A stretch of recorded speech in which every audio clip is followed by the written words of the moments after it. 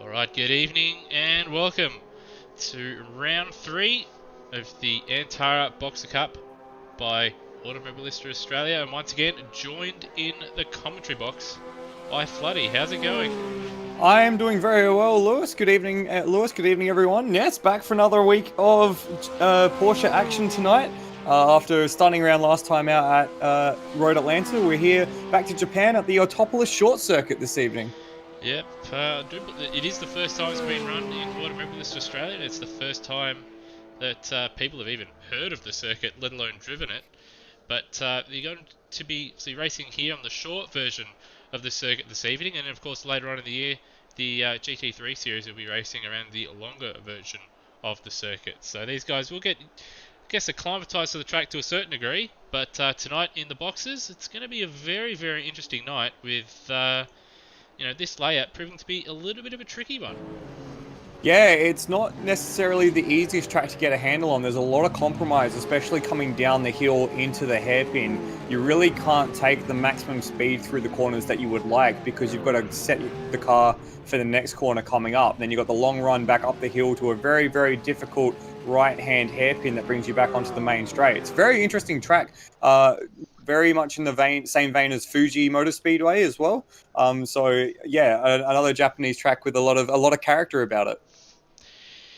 Yeah, the straight in a lot of ways does remind me a little bit of Fuji when I look at it now. Very, very long, but then after that you do have that sort of tightening right-hander that you can carry a little bit of speed through, and then another run to a few corners after that. Anyway, practice is over, and as you can see, a bit of a traffic jam on the exit of the pits, and qualifying now underway. Yeah, so just for qualifying, we'll be talking about the three sector markers. The first one is just on the entry to turn 3 at the bottom of the hill. You can see the line across the track there underneath the bridge. The second sector is the long sector, the one with all the corners, and that brings you back up the hill just before the braking zone for the final corner. And then the final sector is the run out of the final corner and the shoot to the line. So really the middle sector is what we're going to be talking about a lot. That's where all the business happens. And yeah, that'll be where a lot of the time is gained and or lost. I reckon there's a couple corners in there, even though it is tricky to sort of get through there on your own. And people might think it might be difficult to battle through there. I think we might see some drivers where instead of compromising their run to the next corner, they're just going to send it up the inside to try and get a move done in the races. So do look out for that. But Brendan Ross, he's about to be our first man to start a time late. Might as well follow him around this Autopolis short circuit.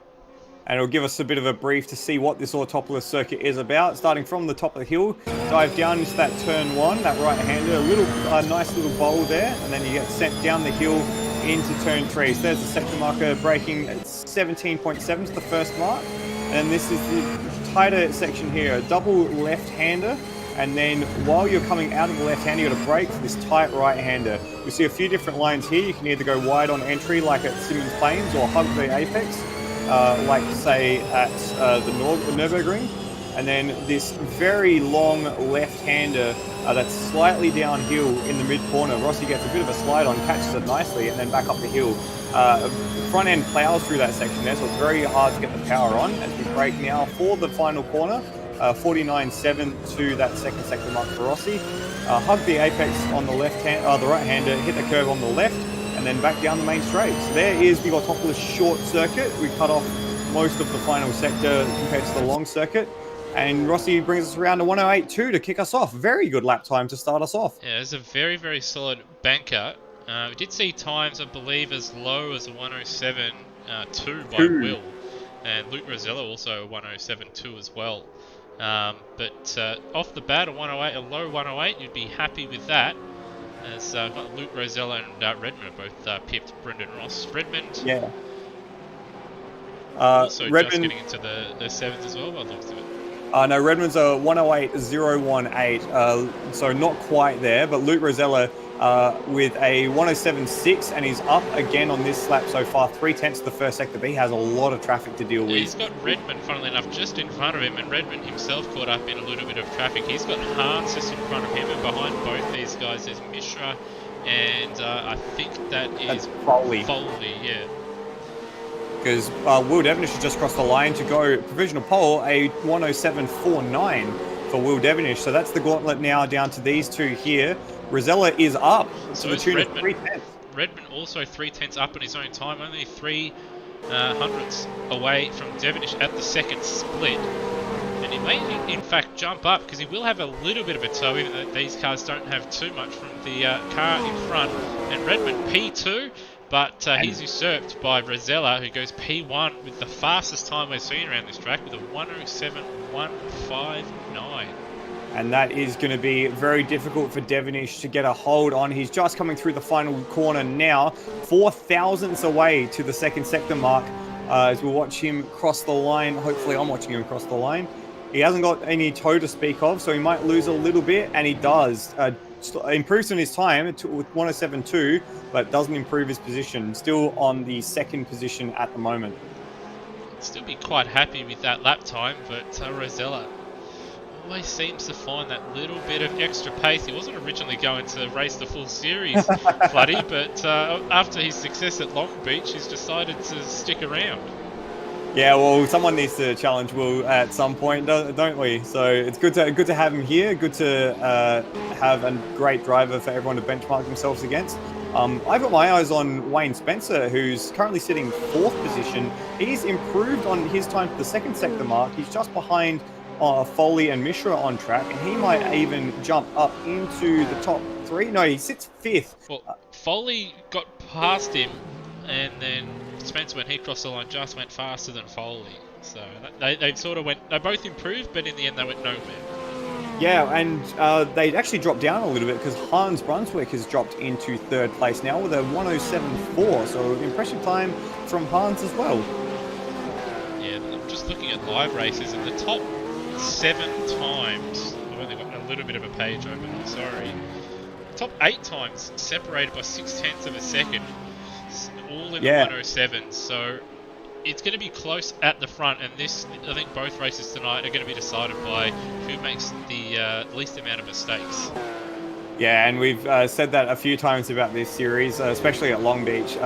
Mistakes were the name of the game that evening. At least at this track, I found, I did a few laps in practice earlier, the stock setup for the car is actually quite compliant. You can get around the track very, very nicely with just the stock setup, which you couldn't at Long Beach or at Road Atlanta for that matter. So it's a bit kinder on these cars is this track, and so I think that might be one of the reasons we're seeing such a competitive grouping up the front. I think the drivers that have been struggling a little bit, just that middle sector, it is awkward. And if you're a driver that just likes to push the whole time, you'll find that you're going to lose out in that middle sector, because then you're not compromising your entry and exits to set up the next corner. So you may see drivers that may be struggling a little bit here in qualifying and in the first race even, but come race 2, after they've figured the circuit out a little bit, after doing a little bit more running, we could see an even more competitive second race this evening. Yeah, and that's especially likely considering that the practice server, which we have had up over the weekends in the past for AMSOZ, Porsche Cup and GT3, wasn't actually able to run over the weekend. There was a problem or two with the server, so we only actually had practice open from earlier tonight. So not as much of a chance for people to learn this track and these cars in the setting around other people. So it might take a bit longer for everyone to get their head around it. Certainly might, and man Rosella is just up on his own time, looking to improve again here. 17.409 in the first split. So yeah, he goes through this middle sector. We haven't missed most of it. So it's just an example of one of the very long corners. Did you do any long running in practice, buddy? I'm just interested to know how the rear tyres in particular last around here. Not too bad. I didn't get deep into a stint. I didn't do something like a 15-lap stint or anything like that. But I didn't notice too much of a drop-off in terms of tyre performance, or feel rather.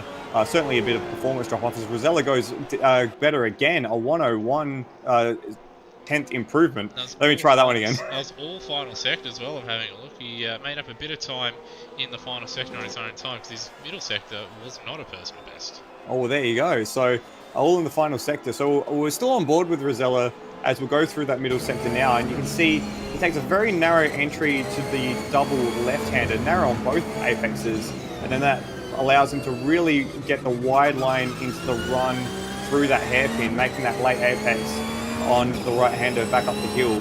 And then this corner here is very, very difficult. The fourth gear left-hander, again, slows down a bit on entry and makes sure to really wind up the speed as early as possible heading back up the hill for Rosella. Not quite as quick this time around, though. So he could be vulnerable to Will Devenish, who has set a personal best first sector, waiting on his second sector time. Also had Ross improve, go up to P6, and Redmond also has just improved Rosella to the line. And, well, doesn't improve, but showing just how consistent he is. Only 1.5 tenths away. And actually, Hans in the middle sector on this lap, well, not personal best, he went purple. Doesn't improve, but if he can put all those sectors together, he'll clear himself from the rest of the pack. He's only a hair in front of both Redmond and Bolger, who's and Will Devenish has gone to the top. Wow. I thought he'd thrown it all away. Purple middle sector, a 31.3, and then got it all out of shape in the final corner. Managed to get the car pointed in the right direction and came to the line to eclipse Rosella by 0.02 of a second now. So with qualifying over, and that's it. Rosella can't make a better time, but Devenish can. He's going to try it. I'm just looking at live races, all in the middle sector as well. His first sector wasn't particularly great, and his last sector wasn't the fastest we've seen. It was just all middle sector where he smoked everybody. And it's just going through it now. Can he improve 2 laps running? Oh, big wiggle there coming out of the left-hander. He's certainly having a crack. Oh, he's too far away. Although he did make a mistake at the final corner last lap around. So he could potentially grab some time back, but he doesn't necessarily need to. He's already got the pole time sewn up. And he'll come to the line. Foley jumps up to P3 right at the end. So Foley had been sort of nowhere. Has done a personal best. And, well, that top 10 really, 9/10 of a second. Burko 1.1 off. It's very, very tight. You could say really for the first sort of top 11, 12 cars there. Only 1.2 separating the top 12 Floody. And I think the start in this one is going to be very, very important. Yeah, especially that run to turn 1. It's not the kindest turn 1 in the books. Everyone kind of Constantinas up into there. So it'll be very interesting to see how the front guys go. But yeah, Will Devenish at the very end, taking pole position over Luke Rosella. Brendan Foley in third. Hans up into fourth, separated by 0.08 of a second there between Foley and Hans. And then Tim Redmond, Steve Bolger, Brendan Ross, and Wayne Spencer is your top 8. And then Turmo and Lime Mitch round out the 10. So a very close run thing in the end. But it was Will Devenish with a masterful middle sector that takes pole position. Yeah. Just trying to have a look and see and compare to other times that we have seen in that middle sector. So I'm going to have a look in live races for a moment, see if I can bring up. Yeah, so Luke Rosella's fastest middle sector was a 31.7. On Devenish's lap, his was a 31.3. 0.4 of a second on a track that's only a minute 7 long is a significant amount. So if you can put the other sectors together, look out. But despite that, absolutely nothing between Rosella and Devenish. And I think that's going to set up what's going to be a very intriguing first race. We are running, of course, the standard format this evening. So just bear with me for a second. I'll bring it up for us here. So here we are. Autopolis, of course, located Hita City in Japan, 4 kilometers long, 9 corners. And tonight the standard format with a 14-lap sprint race being the opening race, and then of course the 20-lap feature with the top 8 being reversed. And Floody, with the laps that you've done around this circuit, what would be your key section of the circuit? Because you can make up time at turn one under braking, I'd assume, but you also don't really want to muck up the final turn, give away positions. You don't want to muck up turn one either, because there's still a long run to turn three. Yeah, you don't want to muck up any section of the track. Definitely the passing zones will be into turn 1 and 3. I reckon they'll be the best opportunities to pass. Even the last corner as well. You can, if you have a willing partner, you can get through there side by side. But really, the middle sector is what's going to separate the men from the boys, as they say. So three, the double apex left-hander at 4 and 5, and then the hairpin at 6. Getting a nice run out of that hairpin will set you up for the pass in the final corner because, of course, that's all uphill going through there. So that I'll be intrigued to see the type of racing you get through there. But I think the best opportunity for passing is actually going to be turn 3, coming down the hill, because that turn 1 has this nice bowl to it on the exit. So if you get the run out there, you can really set someone up down to turn 3. It's a really cool track, actually. I can't believe I've never really heard of it before, because it is just such a fun track to drive in these cars. I do believe it was shut down for a few years. They ran out of funding or whatever. I didn't read too much into it. I was just trying to get the track map, so I couldn't tell you too much about the history of the circuit. They were trying to lure F1, I believe, in the 80s, early 90s, but obviously that didn't come to fruition with Suzuka already hosting, and of course the Pacific Grand Prix going to the Okayama circuit. But I think for me, obviously, turn one you can pass. Turn three, you might be right. It will be probably the main place to overtake. But I honestly reckon turn 4 and 5 are going to be corners where we may see some drivers take a little bit of a risk, particularly if they're in a pack, and we may see it, I reckon, in the feature races where you do have the faster guys just slightly out of position. May see them just carry a bit of extra speed on the exit of the corner, and instead of trying to set up the corner, they just want to get the move done, and they're not worrying on that particular lap about lap time. They just want that track position. So do look out for passes, I reckon, at turns 4 and 5. But certainly an intriguing night ahead. But I wanted to bring up the old championship standings as well. Well, we do have a bit of time here in the warm-ups. As you can see, Luke Rosella, as we said earlier, wasn't originally going to race the championship, but had a blast at Long Beach and has stuck around, and is leading the championship on 191 points, with Will Devonish second on 173, Lime Mitch in fourth, having a good run on 136, and Wayne Spencer, he's been one to me, Floody, that has shown quite a lot of speed in these things, especially compared to, say, the pace that he's shown in other series. He's been one of the very good surprises that we've had in this season so far.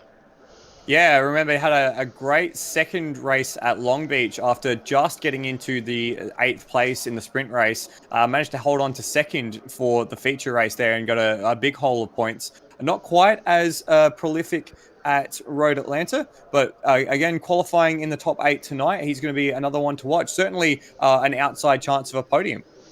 And if all things go his way, if he can string together some quick lap times, we know he's a difficult man to pass, and these cars aren't the easiest to make moves in. If he can sort of finish again in that 8th place range, in that second race, you could see him get a podium. Hell, who knows? We may even see him steal a win. It was close in Long Beach, but Rosella was just too quick on that occasion. Also, Yeah, we're starting. Oh, sorry, go ahead.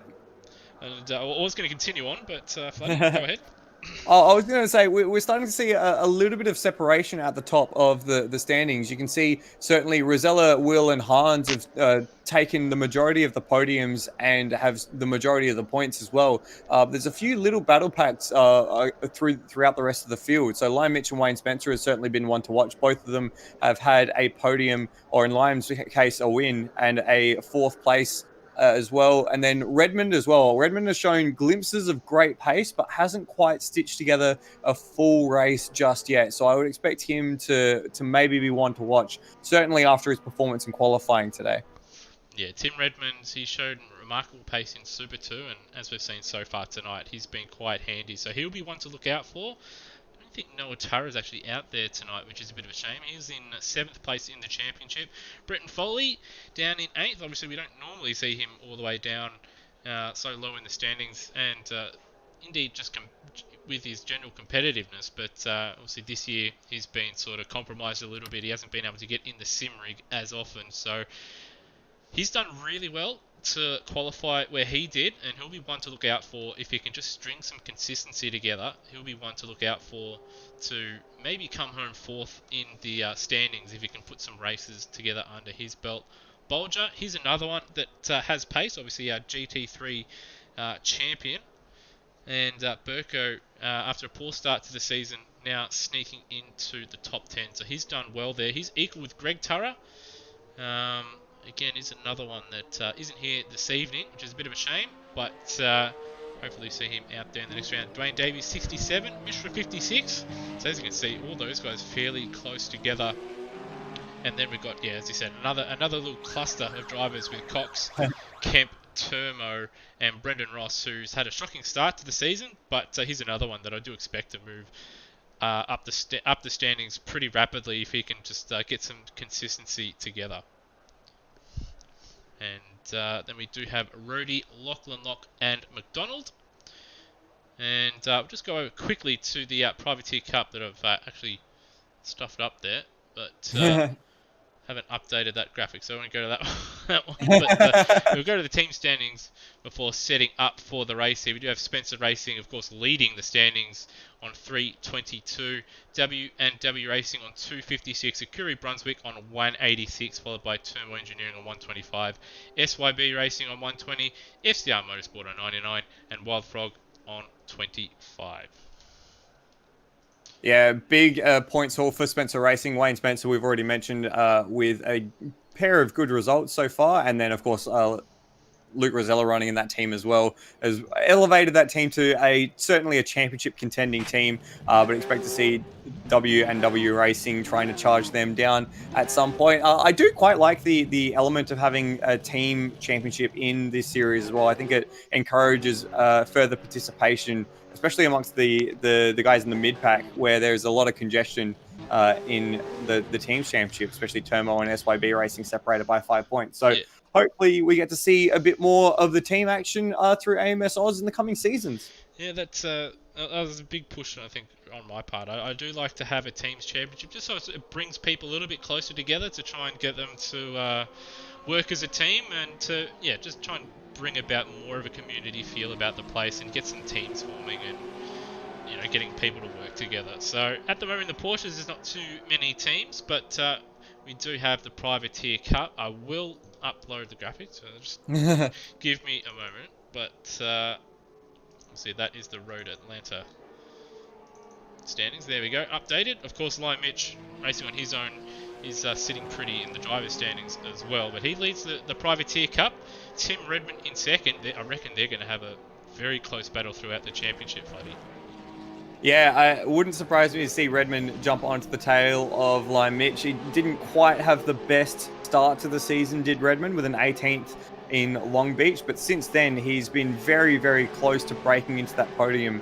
And his results certainly show a lot of consistency going forward. So fingers crossed for Tim Redmond.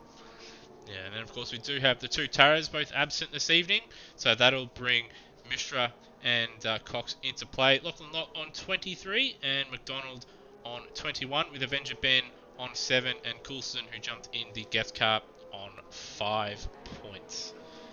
So it looks like after the driver's briefing, the warm-up has been restarted to give guys a little bit of extra time to maybe make some adjustments to their setups and just get some extra track time out there. So we'll try and follow a couple of the drivers that are going on out there, see what they're doing. Looks like a few people are trying some start practice. We got Rosella and I think that's Miles. Oh, Miles just breezing past on the main straight. Yeah, so Rosella is practicing the start. One thing I have noticed with this circuit, it is one of these the Patrick Guranton circuits, which do have the track rubber up, and when he does these circuits as well, there are actual marbles on the circuit. So when you do see little black chunks off the racing line, they're not just there for a visual effect. They actually do affect the car, and at some circuits, it's actually it can be quite detrimental to performance and can have some spins. I do recall a couple times at Silverstone at Stowe, where if you ran a little bit wide, you either understeered well off the circuit or you looped the thing. And I think here the start line does have some marbles on it, so we may see the guys on the left-hand side of the circuit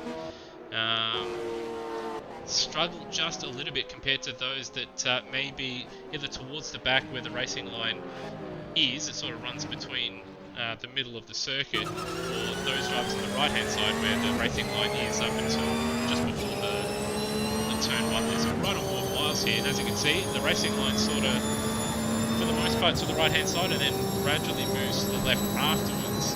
So something to look out for, Floody, is we may see the guys on the right have a bit of an advantage over those on the left. Yeah, certainly at the start and that run into turn 1, that's going to be something to keep an eye on. But if we just stay on board with Glenn Miles going down the hill, you can see it come to an effect in here in this middle section. We've got Bagacino on the screen ahead of us as well. So we can just sort of watch and see the line. Yeah, that narrow line there has the marbles on it. And then if you go too wide here, like Miles is about to demonstrate for us, you can get lost out in the weeds through this section of the track. It becomes very unstable at the front of the car. And then here as well, it kind of promotes that late apex run up the hill. Otherwise, you get on the marbles either on turn entry or on exit. So yeah, it kind of dictates almost where you need to place the car in order to make lap speed, which can be argued to be a good or a bad thing. I think it's a good thing, especially the track that might not be as well known, because it shows you sort of where to be and how to take the track. But if you are someone who has a bit of a unique driving style, it can be a little difficult to what's the word I'm looking for? To marry your driving style with the circuit that's been dictated to you? I don't know. Yeah, it sort of forces you into a certain driving style and certain lines. You can't experiment as much as what you would at certain tracks. I know some sim racers and would feel that they want the whole track to be gripped evenly so they can try different lines, but in real life you can't do that, because not only have you got most of the drivers taking one line, but at the same time you've also got different surfaces in real life that you have to deal with that in most sims you don't really have to deal with. So you do have quite a bit of leeway in the sim, so but at the same time it can force you, when the tracks are done like this and done properly, I'd say, it does force you sometimes to sort of stick to that one particular line through each corner.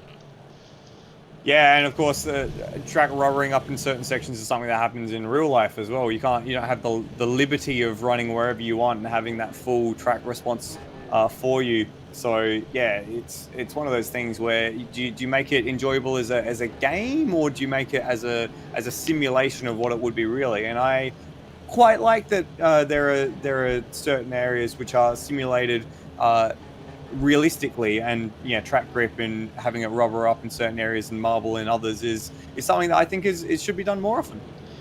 Yeah, it's only I think Automobilisto and R Factor 2 are the first two sims that I recall ever having it, and well, looks like we're going to get a false start here because Rossi's gone and taken on. Deviny's just gone back to the pits and there's been a little bit of contact, so something's going on here. Someone may have dropped out, and that is why we're restarting to the warm-up. Just having, Urja Mishra is out of position, so that is why it is being restarted. And looking at the chat, outward broadcast 2 on the Ning Nang Nong, where the cows go bong, was typed in the text chat. So just thought I'd throw that out there. That was a little bit of a song, which Floody, I'm trying to remember. Are you going to be singing in the next one? I know there's a few people wondering. I don't know why. Why do people want me to sing? Okay, so if you've not been watching AMSOZ broadcasts, firstly, you should join us more often. We're a great bunch of people. But for some reason, everyone wants me to sing a song. And I don't know why, because I can't sing all that well. My voice isn't great. And I have no desire to be the next Barbie girl in a Barbie world, which people are now asking for in the chat. So I don't know why people want me to do this. It's not going to be a good time for anyone. Although that is debatable. That is debatable because people have been hanging out for this, and it's not so much that the singing is good or bad. It's just you went out there and you sang your heart out. That's all people want, and you should be giving what the people want, and I think they actually need. They need me to sing, do they? Yes, in these Yeah. dim times of COVID-19, we do need some positivity in our life, and I think Floody, belting out a tune is going to bring a lot of good to the world. Well, I did try last week. I did try a little bit of Lakeside at Nether's bequest. But unfortunately, I have had a bit of a concern in straining my voice. I know. And with Le Mans coming up and my commitments to my podcast, Endurance Chat, we do quite a few episodes in the lead up to Le Mans.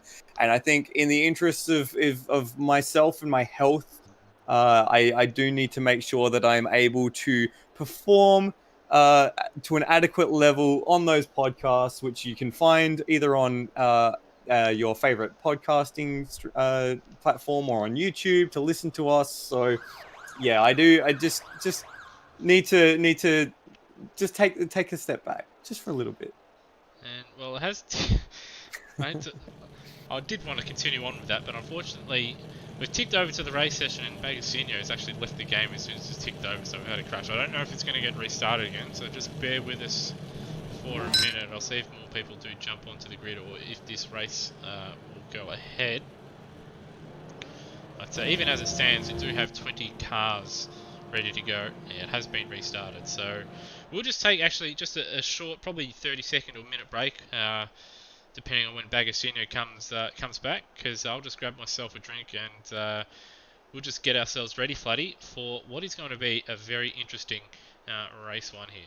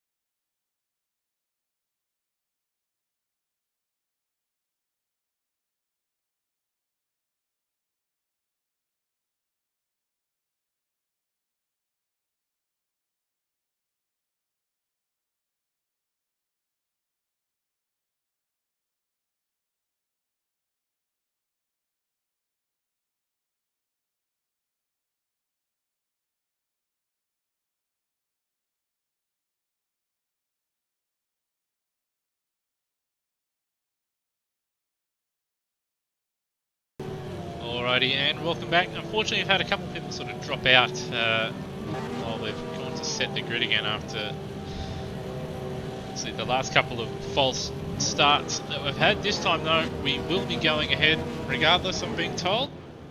So, only 18 cars for this first one. Hopefully, Burko, one of the guys that did drop out, and Bagasinho do come back for the feature race.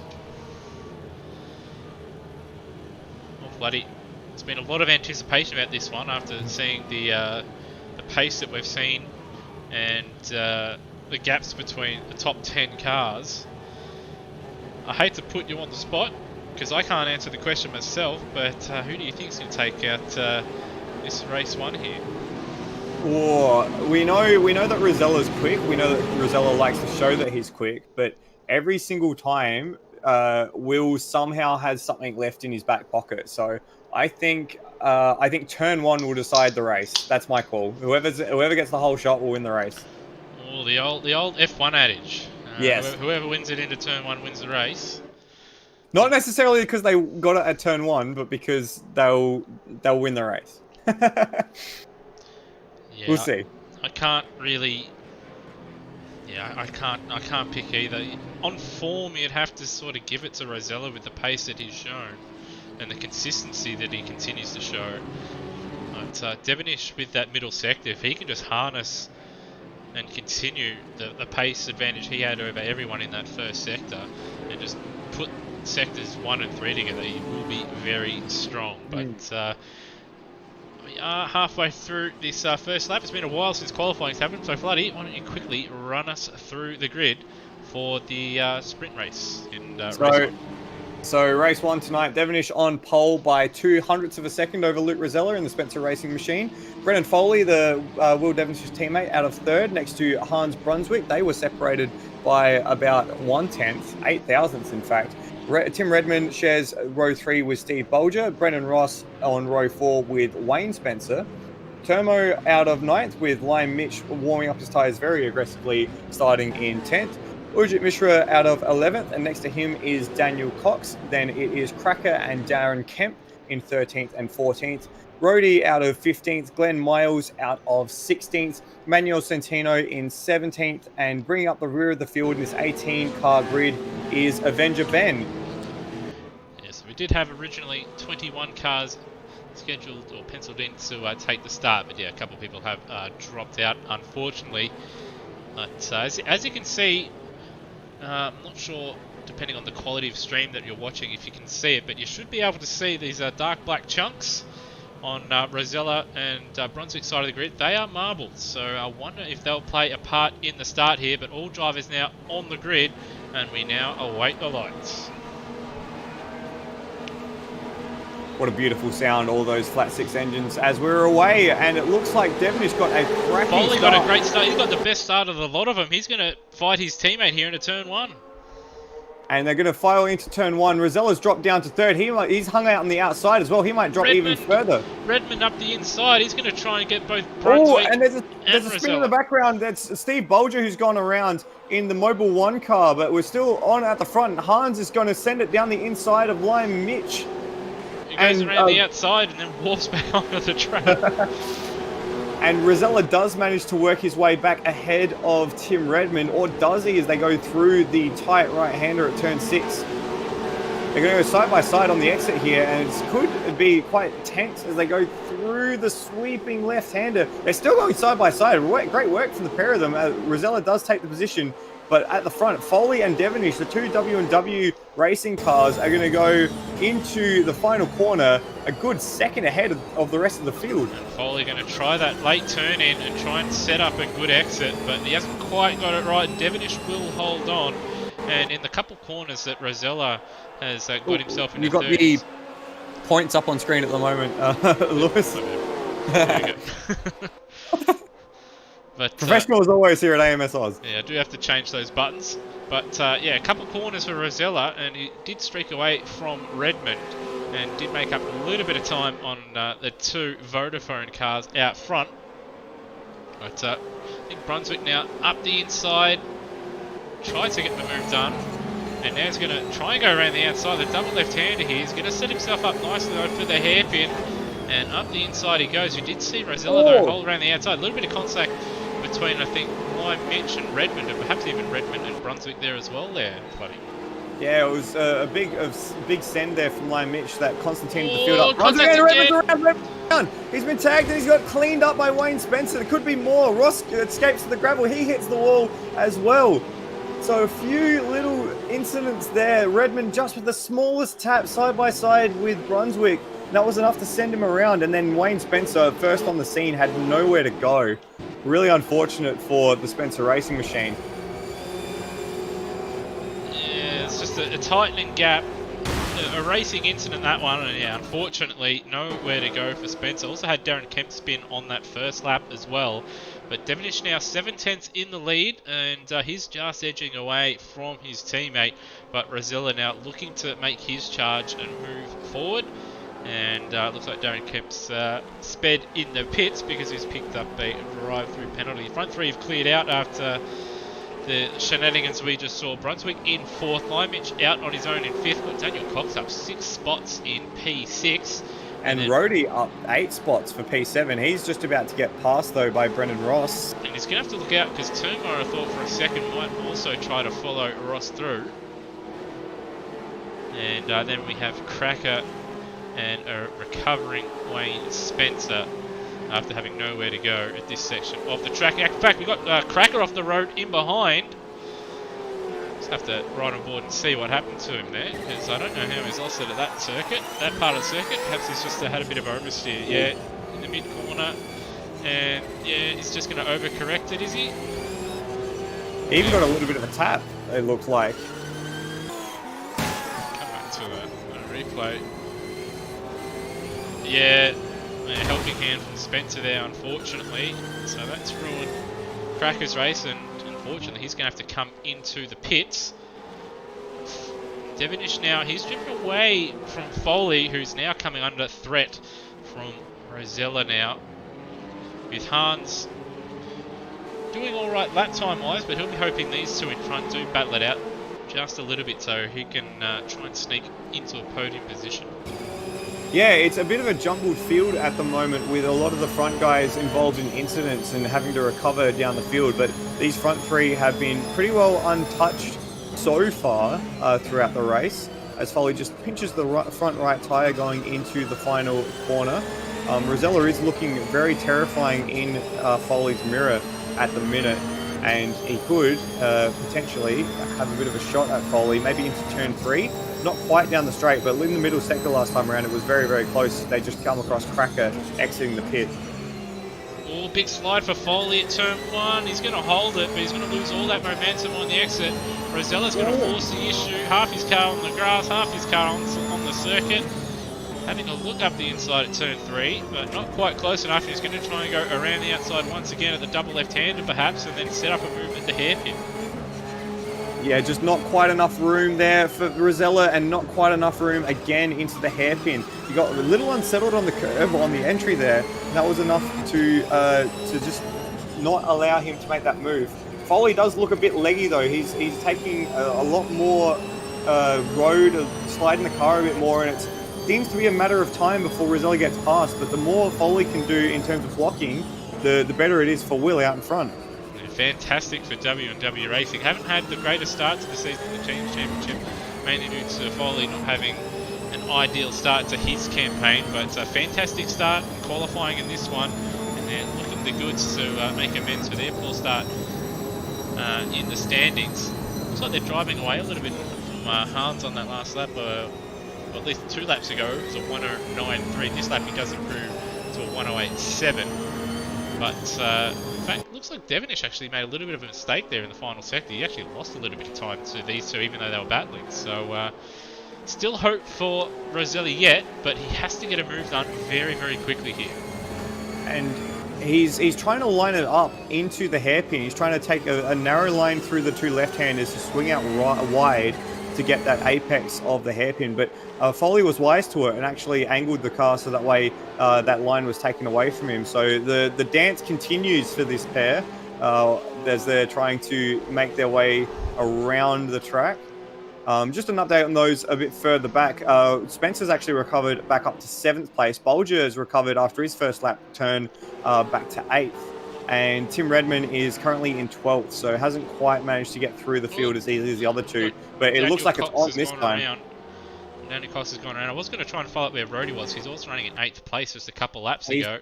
Down in 13th this time. But back up to the front pair, well, for second and third, Foley's gone very narrow on that first corner, and he's had to cover across immediately. Rosella's going to go try and go around the outside into turn 3.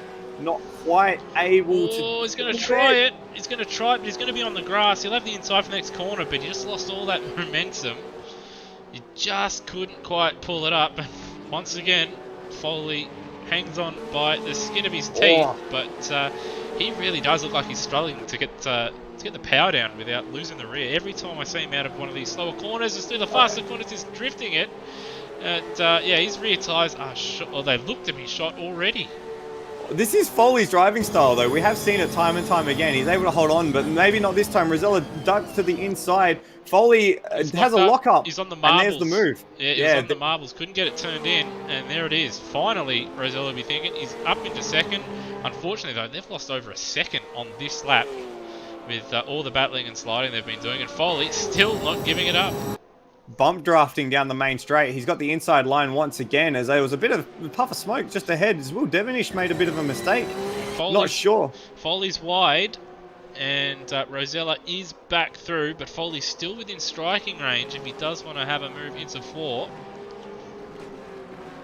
Rosella using all the track and then some in that first right-hander through the double apex left-hander. I think if Rosella can hold on to it here, Foley almost doesn't. I thought he was gone for a split second, but is able to save it.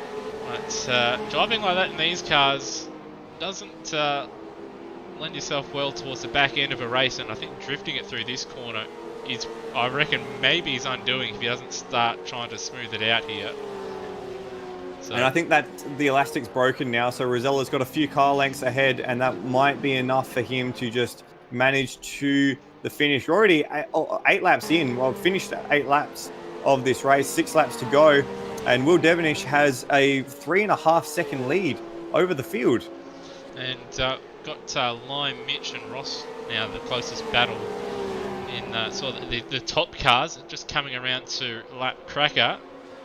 And look like a recovering Bolger just a few seconds away as well. These guys in the 109s, I mentioned on that last lap, a 109.8 compared to a 109.1 for Brendan Ross. So with Brendan Ross's pace, I think he could find himself ahead of Lime Mitch, but probably not fast enough to trouble Hans, who's also 6 seconds down the road. Well, we've already seen how difficult it is to pass here between Luke Rosella and Brendan Foley. Maybe Rossi is going to have a bit of trouble. We've seen Lane Mitch as one of the most defensive and aggressive drivers through the field. It might not be enough for Rossi to actually make the move, as we've got, I think, 4.5 laps remaining between this pair. Do you think he can actually get the move done? I think he can, but at the same time, it is difficult. Lime Mitch is a difficult driver to get past, and even if he does get by, with Lime Mitch's driving style, if you don't get it done cleanly, he'll get you back straight away. So it will be a good fight between these two to the end. Oh, we've missed Foley back past Rosella. What's happened there? So a poor final sector, 19.8. It looks like at the final corner, perhaps. It may be one of those lag instances that Rosella does seem to get, where the game just freezes. Yeah. I'm just having a look here because he's come out of the final corner. He's still ahead of Foley, and yep, there it is. He's appeared behind him. So unfortunately, again, Rosella having his computer. I'm gonna have to guess it's his GPU or his PC just overheating and freezing. Ross has gone around. Ross has gone around in turn 4. He's ceded position now to Steve Bolger rather, and that's Wayne Spencer in the background. So he'll manage to hold on to second. But Ross with a big spin coming out of turn 3 rather. And that's sent him around. Oh, big shame. We were looking forward to that battle, but yeah, Ross just coming in a little bit too hot. Caught the curb as well a little bit, and yeah, once that rear end is unsettled like that, you're not going to save it. And so he's down to 7th. He's going to have to worry about Spencer. Although that said, Spencer's last lap was a 1 minute 10, so lap times are dropping off quite a bit here for a lot of these guys. At the start of the race, the front rules, when Miles goes around, the front runners early on in this one were, low 8s, and now they're in the high 8s, sometimes in the 109s. Foley hit the curb, same curb that Ross did, and kicked the rear out, managed to hold it somehow, but again, that battle between himself and Rosella has been energized once again. The rear tyres for Foley, we keep saying it, they look absolutely torched, but he's managing to hold the position. Not quite the lap time though, so this is going to be a grandstand finish for the second and third spots on the rostrum between these two once again. Another thing to look out for, Hans as well has sort of maintained his gap to himself and Devonish throughout the middle part of this race. He hasn't lost time to Devonish, who's been the race leader and pace setter. He's actually got the gap up between himself, or down between himself and Foley and Rosella here, down to about 3 seconds. It might even be less than that over the line here. So 109.2 for Foley, 108.7 for Rosella, and a 109.0 for Brunswick. But Rosella on this next lap, if he doesn't get by Foley, it will probably be in the 109s, and I would expect Brunswick to make up a little bit of time on these guys. So it might be a 3-car battle pack just yet. As lock up from Foley, and Rosella's around! And that will elevate Hans now into a podium position, and well, it's gone from bad to worse for Rosella after that computer freeze, and he's got Line Mitch not too far away, but he'll be lucky there's a lot of field spread here, because that could have dropped him a number of positions. He just nicked the curb. Foley went a little wider apex. Rosella's eyes lit up, and he just nicked the curb on the inside, same as Brendan Ross, and that was enough to send the rear of that Porsche Centre Adelaide car around. So really unfortunate for Luke Rosella. He still maintains 4th position. That does allow the leaders, the two W&W racing cars, Will Devonish and Brendan Foley, to control the field now as we hit 2 laps remaining. Just a couple laps for these guys to traverse. It's been quite attritional already with the amount of spins, and especially from drivers like Rosella. We don't normally expect that. He's been pretty much faultless throughout the season so far, and throughout his AMSOZ sort of driving history throughout all the series. So this track proving to be quite tricky for the drivers out here, and to think that the next one, as Glenn Miles goes around just in front of Hans, but the next race as well, it's going to be 6 laps longer. Might see a few more thrills and spills with their rear tyres, just, well, not having any left at the end of the race. Yeah, certainly a track filled with compromise and uncertainty through a few corners. Also notice that the curbs, while they look nice and flat, they really do unsettle the car, and we've said time and time again to the Porsches, you really don't want to be unsettling the rear of these cars. And yeah, as Luke Rosella and Brendan Ross have so very unwillingly demonstrated for us tonight. But as we start the final lap of the race, it is Will Devonish with a 5-second lead over his teammate. He's been basically untroubled since lap 1 as he comes down the hill to put a lap on Rhodey in 13th on the last lap.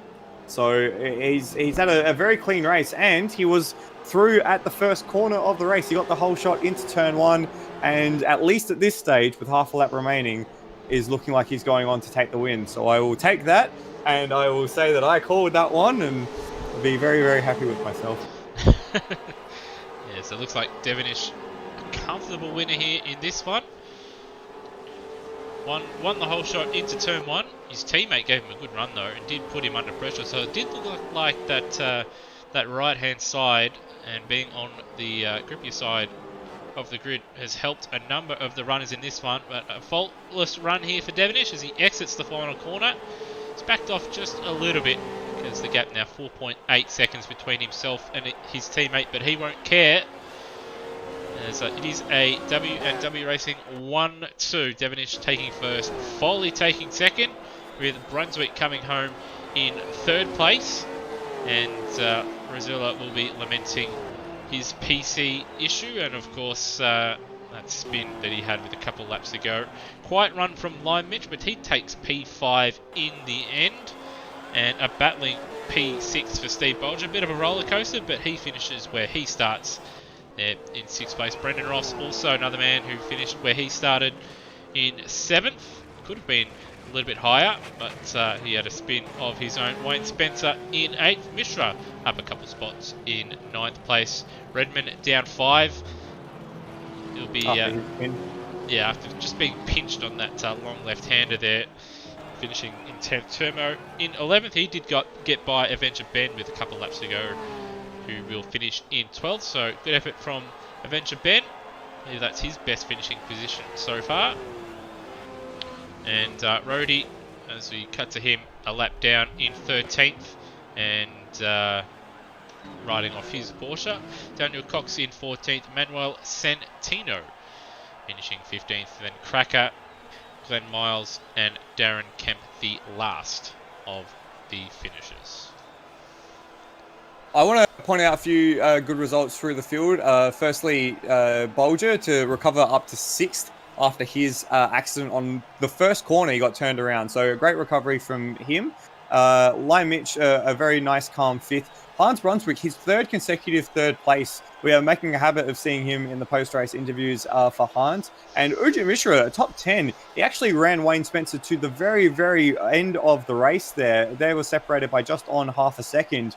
But it was important for Spencer to make that position because that is the all-important 8th place, which will see him take pole position for the feature race coming up in not too long a time. So good result for Mishra there. A very, very good result, in fact. Yeah, he's the last sort of month he's really improved quite a bit. The more time he's had with us in Super 2, and it's also good to see him picking up some good results here in the Boxer Cups. So well done, and hopefully we continue to see him grow as a driver.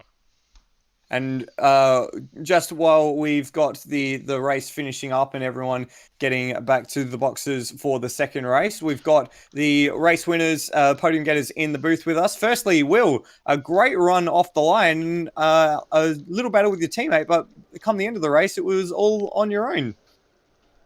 Yeah, it's pretty much a blue moon, me getting it off the line. So took it and ran with it. Foley was really keen on getting a podium this round, so he wasn't going to do anything silly, and we didn't want to lose anything for the team. So yeah, we were pretty content up front, and lucky that a little bit lucky that Rosella had a bit of a spin. So now I think we're a bit closer in the points as well. So good result. Yeah, I just want to talk a little bit about qualifying. You took pole position in qualifying with a lap that was just outside the 106s. Were you looking to get into the 106s? Was that your goal for the evening? Yeah, I was really pissed I didn't get it. I really wanted that 6.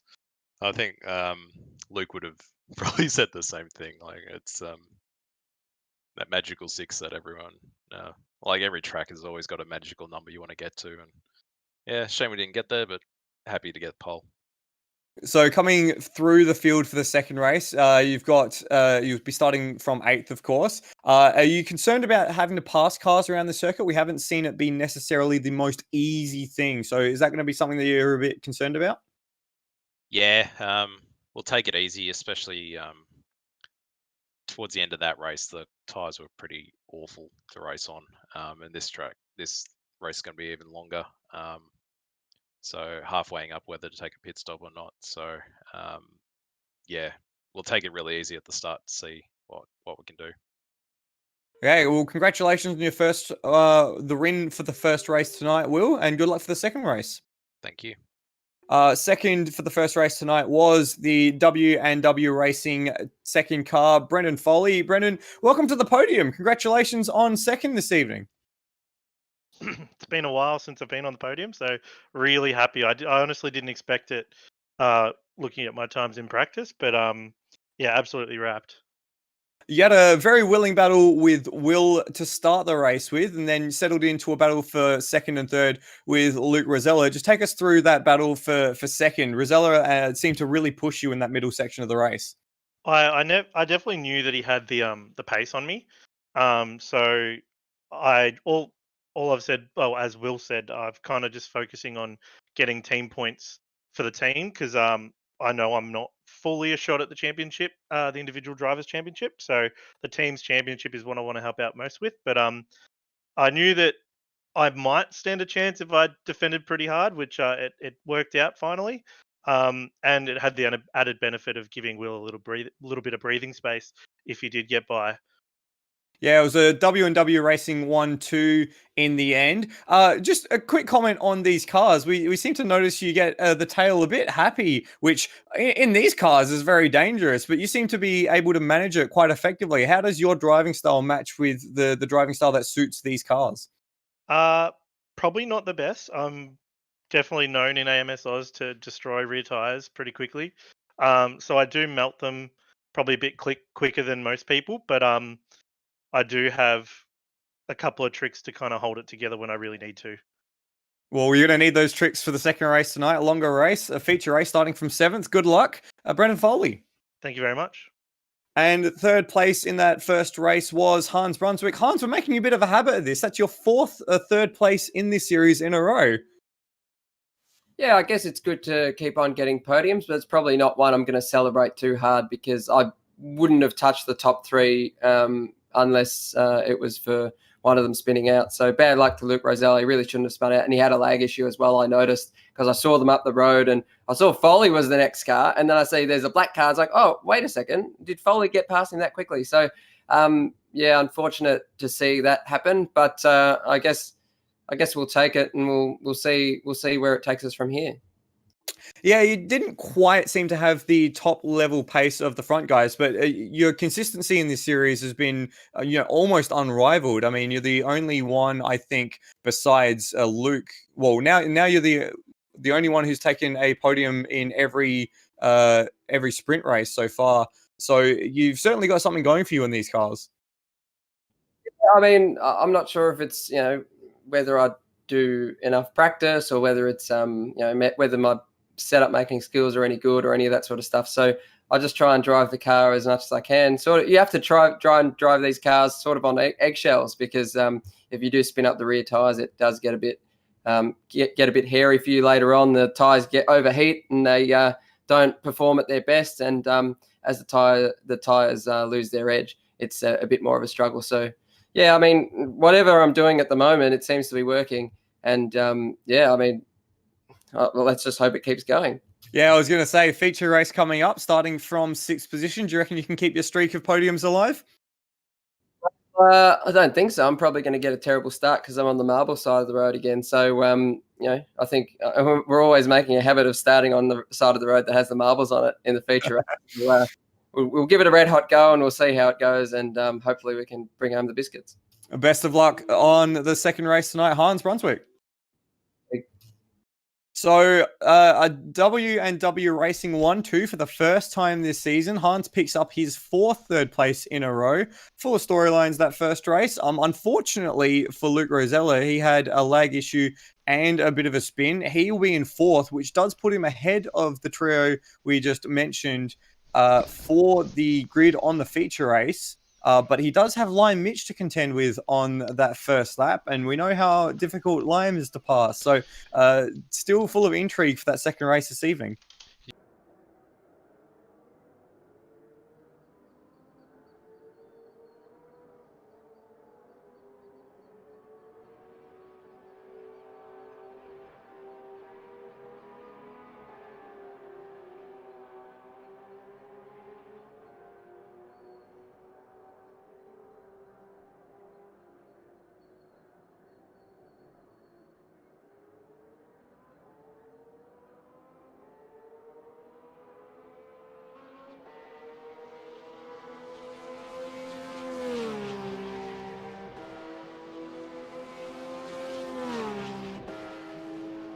And suffer.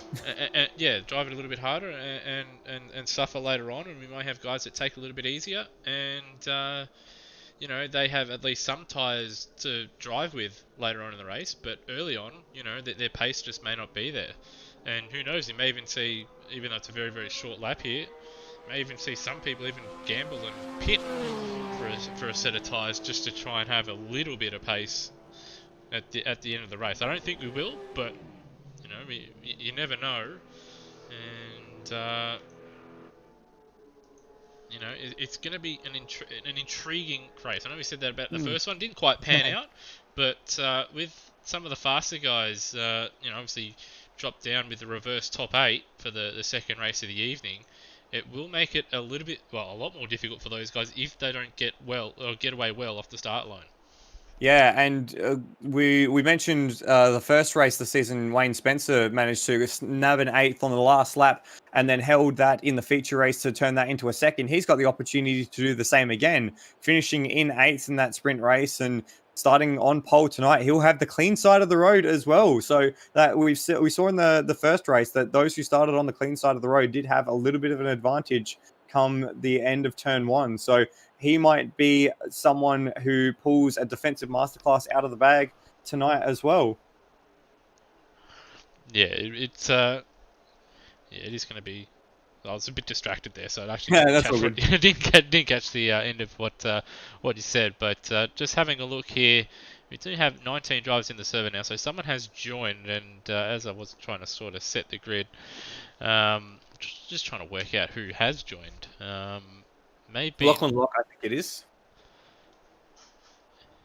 Did see him in practice, so he must have been one of the drivers that dropped out before race 1. So he's in there. And I did see Manuel Centino as well just beforehand, asking if Bagasino could jump back into the server, which of course he can, but he hasn't just yet. So still trying to sort out some drivers. We've had one or two little technical glitches for people throughout the field tonight, which has been a little unfortunate. Just trying to sort out the procedure for starting the second race here.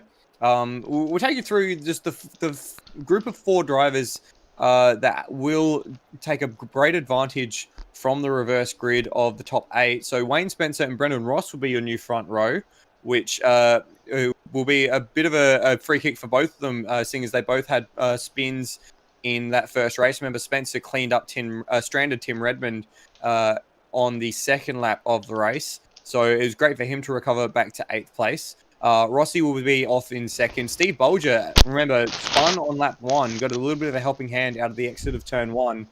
So he will be starting in 3rd place, and he'll have Liam Mitch for company. And then it will be Luke Rosella and the podium getters. So they will be positions 5th to 8th. So look for them to make moves through the field.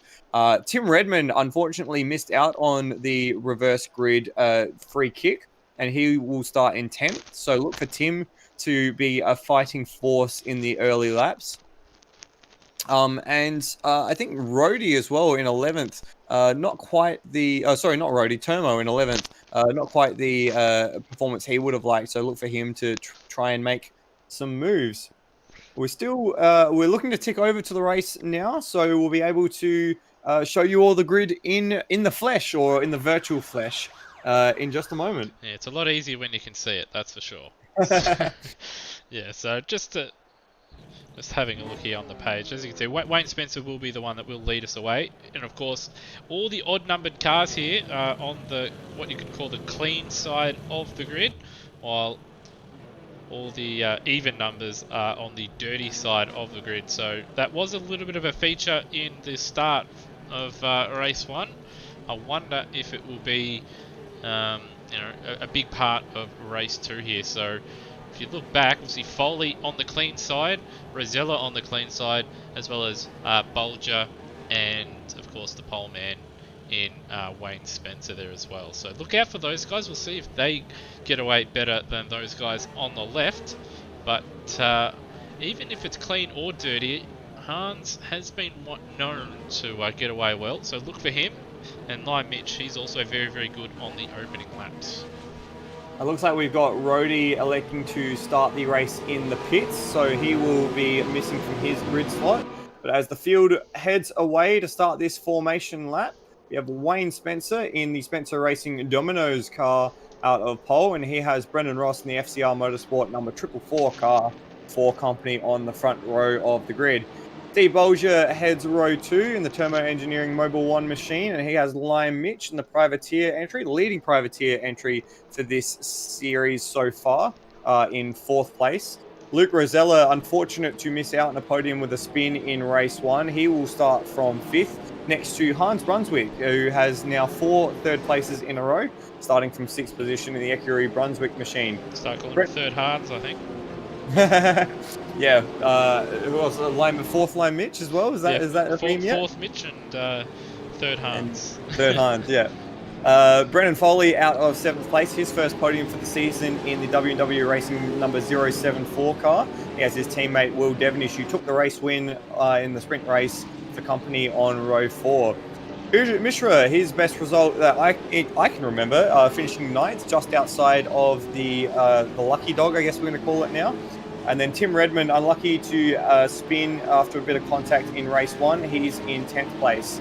Termo out of 11th, and then he has Avenger Ben for company on row 6. Rody is sitting at the exit of pit lane, waiting to go, and his position would have been 13. Daniel Cox would have been next to him, and he will start in 14th place. Manuel Santino in the second of the Team Frog cars will start in 15th, and Cracker in the CRT racing machine in 16th. Glenn Miles in 17th, Darren Kemp in 18th, and Lachlan Locke joining us for the feature race tonight out of 19th, and that completes your 19-car field as they come to the grid. Yeah, so 20 laps will, I wouldn't say greet these drivers, it will certainly challenge them. And Rody you can hear off, I'm pretty sure if you've got your volume turned up, that's him just revving the hell out of his car in the pits. And what a beautiful sound that is as well. What a beautiful sound. I love the sound of the Porsche Flat 6 engine. Yeah, it is a beautiful sound, and then when you put 20 of them together, it is a symphony. When you've got a whole field of them together. But lights are on here. Rossi pointed very aggressively towards the cleaner side. Spencer gets away well. Looks like Foley got a decent start as well, but Rossi having a look both sides. Spencer going defensive, and about 3 or 4 wide there in the midfield, but Spencer will hold on. Bolger up the inside of Lime Mitch into turn 1, but Lime Mitch will hold on around the outside. He's up to 3rd, Bolger down to 4th, and then we've got Rosella, Devenish, and Foley 3 wide into turn 3. Foley, great start up 2 positions. He's got Will Devenish. He's going to make a move on Luke Rosella. They're going to go side by side through the middle part of the lap. In fact, Rosella's going to try and sneak up the inside of Foley. Didn't quite get it done there, but that's the battle for 6th and 7th as they come back up the hill. Lime Mitch is really putting the sword to Brendan Ross as well for 2nd and 3rd as they go back up the hill. But it's Wayne Spencer who's managed to lead the field away and maintain that position coming back up the hill to complete lap 1. Yeah, we've had Devenish get by Rosella, and he's going to try and make it through wide and go around the outside of the final turn, but it might compromise him with Rosella on the inside. Foley's moved up into 4th place. He's had an ideal start, and Rosella just a little bit unsettled over the bump there, but it's all kicking off behind Bolger here. Got a massive snake here. It's like an F3 race at Monza. But Devenish now looking to make a move into turn 1. Devenish easy down the inside of Steve Bolger. That relegates Bolger down to 6th. He's actually gone a little wide there, and he might get swallowed up by Hans and Mishra. Maybe not Mishra, just a little too far behind as they go into turn 3. No, Mishra gets it done. Redmond having a look as well, so Bolger, that mistake has cost him dearly in the end. He's lost multiple positions. Yeah, down 6 places from the start of the race, so not ideal for Bolger. Back at the head of the field, Wayne Spencer still leads Brendan Ross. The 2 W&W racing cars almost come together as Foley gets a big slide out of the hairpin.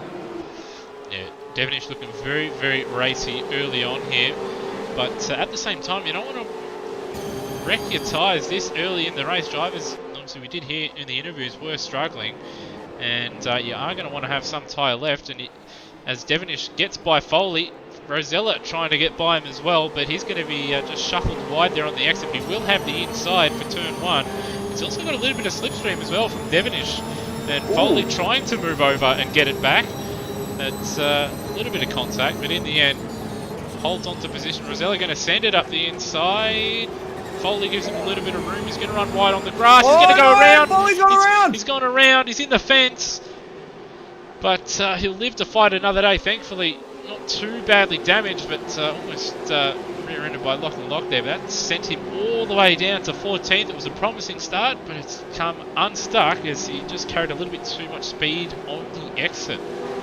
Yeah, it was almost a carbon copy of what happened to Bulger there. Just run it over the curb and then got a little unsettled. But the difference is Bulger managed to straighten up and return to the tarmac, whereas Foley was just unfortunate to have a bit too much going on the rear wheels and spun it around. So that's dropped him well out of the race. Liam Mitch is now under the terrorizing eyes of Will Devenish and Luke Rosella, as Rosella sends it up the inside there into the final corner. Now, this is going to be fascinating. Again, He's tried that 2 or 3 times, or every lap so far. He's been on the inside when they've been 2 and 3 wide in front.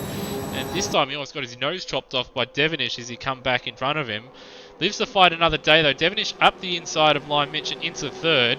And now Rosella, he's got to get the eyes on and try and get by Lime Mitch as quickly as possible. But that is much easier than it sounds. Much easier or or much harder. difficult? much harder than it sounds, I should say. Yeah, and the sooner he can do it, the better. He wants to keep his tabs on Will Devenish, which he wasn't able to do last night around. Tries the narrow move, a little bit of contact there into the hairpin. Tried to move Liam Mitch over, but Liam was wise to it and covered the inside line. Unfortunately for Luke, it was already committed to it. So lucky to escape a big punteroonie there was Luke Rosella, and he's got a bit of a run on Liam coming up the hill, but as does Will Devenish on Brendan Ross. It looks like Devenish is going to get the move done the inside. Luke's going to try and go around the outside of Liam Mitch, which sounds terrifying in itself and doesn't quite get it done. For once, though, he's not getting his nose chopped off on the inside. He's bouncing though all over the curb and grass next to the final corner. It's very reminiscent of the Korea circuit in a way, where that sort of curb is placed. He's going to have a go though into turn 1. But unfortunately in front of him, Devenish has made the move and got himself up into second place. But Rossi's gone around, too much gas. And, well, that's going to drop him back quite a number of spots. And there's a recovering Foley. A little bit of a server lag there. So Foley has recovered to 10th. And we've actually got a nice little battle pack behind Mishra there. Looks like we've got some live timing issues at the moment. We've actually got Devenish in the lead. But Spencer is counted as 13th, so just a bit of lag at the moment, just throwing it all up. So don't pay too much attention at the moment to live timing. It should correct itself once drivers cross timing lines. Second sector mark, yeah. And there it goes. And Will's going to try and take the lead anyway and make it all a moot point. A little bit of contact between himself and Spencer as Devenish throws it up the inside and he gets the move done and he leads us away. It took 5 laps for him to make his way through the field, but he does have Luke Rosella in immediate company. He's now down the inside of Wayne Spencer as well. So second verse, same as the first almost, except this time around it's Rosella versus Devenish instead of Rosella versus Foley. Yeah, and it was much easier this time though for Rosella to get himself up into second place because of course even though they're in different liveries, Rosella and Spencer are in the same Spencer Racing team. As Lion Mitch tries to launch an attack into turn 3 on Wayne Spencer, but Spencer just covering it off there at the last. And also had Hans, he's sort of closed in as well on the overall lead as well. A little bit of contact though with Lion Mitch at the hairpin, so he's another one to look out for. He's got a bit of pace in that thing, and he may be one of the drivers that tries to drive it a little bit easier and save his tyres for the end, because that will be an issue I think come lap 17 to the end. Yeah, Hans didn't really get all that good a start now that we think back on it. It was Foley and Devenish who bested him on the start line. But he's been quietly making gains where other drivers have made mistakes. Bulger, Ross, both are making mistakes as well as Foley. So he has only gained 1 position, but he's actually gained 3 lives almost with the cars going off ahead of him. Yeah, so there is it's pretty much most of the field. So the top sort of first half of the field fairly close together. There's Foley rounding out the top 10, and then there's a big gap to Lachlan Locke in 11th. But then we've got really our second crew there with Lachlan Locke, Daniel Cox, Darren Kemp, and I think that's Cracker, who's a lap down. No, he's in 13th. But looks like there's a little bit more of that live timing bug. So nice little battle pack here. These are points paying positions. I think goes down to 14th. I can't off the top of my head. And these guys all duking it out for some valuable points down here. Yeah, well, that's one of the intriguing parts of this group of drivers. You've got a great battle up the front, a great battle in the mid-pack, and a great battle at the tail of the field. This battle between Locke, Cox, Kemp, and Cracker is almost as willing as it is out the front. And I got to say, great run by Lachlan Locke, starting from the tail of the field, already up 8 spots into 11th place. So great work from him, jumping into the feature race this evening. Yeah, 110.9 his fastest lap. Oh, sorry, 110.3 his fastest lap, and he's 0.6 off that last time round. I'm just going to have a look actually in the best overall laps. So his best overall lap, Lachlan Locke, is a 109.5. So he's not too far away. On that last lap, a 111.5, not the best, but doing a good job. And he's driving away from Darren Kemp, who's just made the move on Daniel Cox in the consulting advisor's car, which is quite a nice livery on that thing. That's another thing I got to say as well. The artwork and painting skills of everyone involved in AMSOZ at the moment is something to be envied for other series. It's almost every single car on the grid is an absolute beautiful machine. Watching them come to the hairpin, Cox a little squirrely got trapped behind the rear wing of Darren Kemp and lucky not to run into the back of him there. They managed to sort themselves out through the hairpin. In fact, lost the position to Cracker as well. So 14th at the moment for Daniel Cox, Cracker in 13th, and Kemp and Locke in 11th and 12th. Yeah, so it was Devonish fastest lap of the race. That said, Rosella has sort of maintained that gap at about 9/10 of a second. 108.2 plays 108.4. They're about half a second faster than Wayne Spencer, who's doing a pretty good job, it has to be said. And just behind Wayne Spencer is Hans Brunswick and Liam Mitch battling it out for 4th position. Liam shut the door there on Hans into turn 3. Managed to get that position safe for the moment. But he's certainly coming under a little bit of an attack from the Equerry Brunswick Mobile, and big slide. Certainly won't want to do that too many times with still 10 and a half laps to go. And once again, sideways to that long left-hander. He's fighting it all the way through the mid and the exit of the corner. It's given Hans a fantastic run. And Hans goes straight to the inside here, makes the dive for position. Liam goes a little deep in the mid-corner, locks up the front, and has to concede as they go over the big curb onto the main straight. He's managed to hold on for the moment. As they come down the straight, it's going to be a drag race.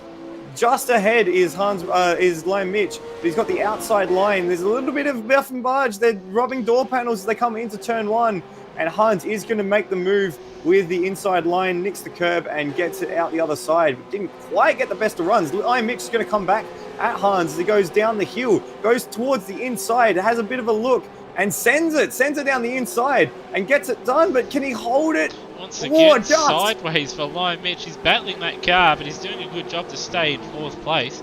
I was going to say that Hans is very, very kind to him, it has to be said, on the exit of the final corner, giving him so much space. It didn't compromise his exit quite a bit. He could have tried to carry a little bit more extra speed there, but good racing from Hans and these two. But with the way that Mitch is driving that car, I do feel that he's not going to be driving on some nice tyres at the end of the race. No, not at all. It's certainly robbing... I'll use another stairsism, as I've used one already. Robbing Peter to pay Paul at this stage of the race, using a lot of the tyre, and he might not have much to fight with at the end. Just quickly, the battle at the front's really compressed. Will Devonish made a bit of a mistake through the fast left-hander coming back up the hill. A little bit of a slide that dropped 8/10 in the middle sector, and that's really invited Rosella back onto the tail of the W&W Racing machine. And at the moment, Rosella is trying to put the Michelin branding at the front of his car all the way through the Jinx Shift branding on the rear of wheels. Yeah, he's right there. He's hassling the back of Devonish now. And even though these cars don't have really a massive slipstream, in fact they have some of the smallest in all the sim racing that I've ever driven, it will still help Rosella just a little bit. And being so close to him as well, it will make Devonish just think about him a little bit more and put him under just a little bit of extra pressure, even though it is fairly difficult to pass around here. So Will's going to have to really think about his exits and drive towards them. He hasn't got the greatest one out of the final corner, and once again I think we're going to see Rosella here make a move into turn 1. Rosella got a cracking run, so he's been rooted to that rear wing and comes to the inside. They break it about the same time. It's going to be very narrow. Rosella uses all of the curb, but it hasn't quite got past. They're dragging each other down the hill as well. Rosella's still with the inside line, but Devonish took half a car length ahead. Again, both on the brakes at about the same time. Rosella all the way over the curve. That's where he lost it last time, manages to hold it this time. And Will, with the switchback to the left-hander, manages to hold that position. Thought for a moment Rosella was going to try the switchback, but Will saw it coming, placed his car beautifully. They're coming up to, I think that's Avenger Ben, and I think maybe even Rhodey up ahead. But Devonish holding on for now, and some good racing between these two. Live Mitch further back, still ahead of Hans Brunswick, but they've got actually Mishra and Bolger onto that pack, and Redmond's also in that queue as well as Foley, so a nice sort of battle pack forming up for 4th place as well as a big battle for the lead here. That's a high quality battle pack between Lime Mitch and Brendan Foley. Did we just see Ujit Mishra pass Hans Brunswick, or is that a timing issue? We've got Turbo that's gone around. Yeah, it looks like Hans has made a mistake because he's losing out to Bolger, so we'll just cut out to a replay here. So he dropped off the back of Lime Mitch a little bit, weren't battling as hard. Oh, he's coming deep. The final corner. Yeah, he's coming deep on the grass, and he's come on a bit awkwardly there, but it's just an awkward corner in general. And coming back live, he's going to lose out to Redmond and maybe even Foley here, so a disaster for Brunswick, and he's going to have his work cut out in the final 6.5 laps here. It's Bolger just lagging just a little bit. Whoa. Back up at the front, we've got the leaders going through lap traffic. Rhodey doing his best to get out of the way. It's just an awkward one there, just an awkward part of the track to be lapped. And both Devonish and Rosella doing their best speedway impression coming out of that corner to avoid Rhodey as well. Both the full slide going on through there. They managed to make it through, and Rhodey and Avenger Ben are continuing their little battle.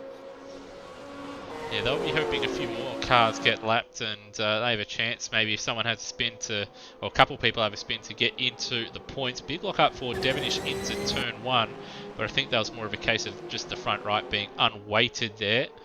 And of course, there being no engine in the front means that front right's going to be sticking in the air just a little bit as you go to turn in. It's like the reverse dogleg in the smaller mini cars that you see, where the inside rear picks up. It's almost the inverse with the Porsches. The inside front can get a little unweighted. Devonish, he looks stable and consistent at the moment. Doesn't look like he's giving too many opportunities, but takes a very narrow line through that corner there, and that does compromise his exit a little bit. But Rosella didn't really get the run that he needed to really be on the tail there. Just in saying that though, if you look behind, Wayne Spencer has done a great job to maintain 3rd position so far, but Lime Mitch now being released from his battle with Hans has certainly eaten into that gap. And that battle, as they approach Avenger Ben and Rhodey, could end up spicing up in the next few laps. Yeah, just having a look at the lap times last time around, a 1:10 for Wayne Spencer compared to 1:09.5 and a 1:08.9 for Mishra. So Lime Mitch on a charge. Wayne Spencer, though, I think his times have just dropped off, so he's just either driving a little bit more conservatively or is just not confident in the car underneath him at this stage of the race, and it's allowed Lime Mitch to close in massively, as has Mishra, who's having a really good run. If it continues on the way it's going, though, we will see Redmond, Foley, and maybe even Hans also join in the back of that pack, so we'll keep an eye out for that one. But Wayne Spencer, he's difficult to pass, so... well, he's difficult to pass, but we've got Lime Mitch who is able to create passes out of nothing, so... It'll be a great battle to watch. Yeah, just updating on that last lap, 10.3 plays a 9.6, plays a 9.5 for Spencer, Lime Mitch and Mishra, and they're coming up to traffic now. Rhodey sidesteps them very nicely, and so they still maintain their positions for the moment, and then just in the background... It looks like Spencer just broke himself and locked up a little bit, but it's actually sort of worked out well because he's sort of double apexed the corner and got a good exit. Avenger Ben's just gone around. I'm not sure if he got a little bit of help there, but that's moved him out of that battle and out of the traffic as well. So unfortunate for Avenger Ben. Got Foley, a good run on Redmond. He's going to try and send it into turn 1. And can he pull it up? He can pull it up, but now he's going to look out for the switchback. almost ran over that curve, which caught him out earlier on in this race.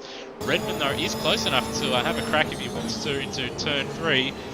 But doesn't elect to make a move, but Foley with the lockup did lose a bit of time there on the turn-in phase as they come up to a lap roadie. They are closing in on Mishra, though, who has dropped off just a little bit off the back of Lime Mitch. At the front, though, the front two on the last lap and a half have been separated by no more than 0.3 of a second. So these guys at the front, as well as that little pack for third, very, very tightly condensed. Yeah, it's almost a case of where do you want to look. Everywhere you're seeing battles. It's this battle for the first two, battle for the last step on the podium. Then there's that Foley-Redmond battle. Hans is in a bit of his own space. We've seen Steve Bolger must have made a mistake because he's dropped out of that battle as well. And then for 11th, you got Lachlan Locke and Darren Kemp attached at the hip. And I think Brendan Ross has just had an incident because he's in the pits. But down at the front, it's on again. Rosella looking to the inside. Devonish, and he might try and go around the outside. The double left, he's going to try it. He'll have the inside for the hairpin. But will Devonish just put the power down and block it? No, he won't. But the inside is an awkward place to be. You do sort of want to be on the outside in this situation, which is exactly where Devonish is. And he'll hold on for now. But it takes a very narrow line into that sweeper there that could compromise him on exit. Nose to tail again coming up the hill. Rosella's very energized in this battle at this point. He goes to the inside. Can he make the dive? Oh, there's a half a car of space in between. They make side-to-side contact and he's through. But can he hold it though? He hasn't had the greatest exit out of the final corner, and he's going to try and hold F3 style it. Just fishtail all the way down the straight. He's gone straight to the inside though. He's going to hold it.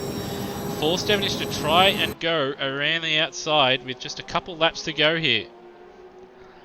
He's going to hold the position. He's going to cover off from the switchback as well. So well done from Rosella for the moment. But Devonish got a great run coming down the hill towards turn 3. They're almost neck and neck as they hit the first sector mark. 47 thousandths of a second. Devonish can't quite hang around the outside. He's got it though. He's got the car length on the inside. He's got the overlap. Now can he manage to wrap around the outside in the hairpin? Not quite this time around. Hasn't quite got... Oh, he's lit up the rears. Oh, Claudia's gone for sure, but he's held on.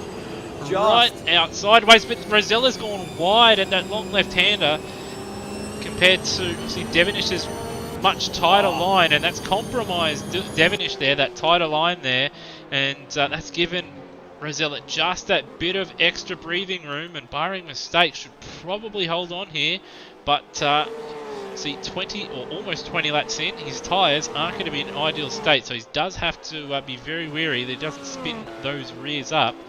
Further back though, Wayne Spencer still has a line Mitch all over the back of him, and Ushit Mishra has got his mirrors full of Vodafone sponsorship with Brent Foley right behind him. So we're focusing on the battle between Lime Mitch and Wayne Spencer. Mitch has got a great run. He's trying to go around the outside, but he was on the marbles as he hit the brakes. Manages to pull it up. Now there's going to be a drag race down to turn 3. Spencer has the inside line and got a better run out of the corner. And just in the background, you can see Foley's gotten past Mishra now. But still this battle for third.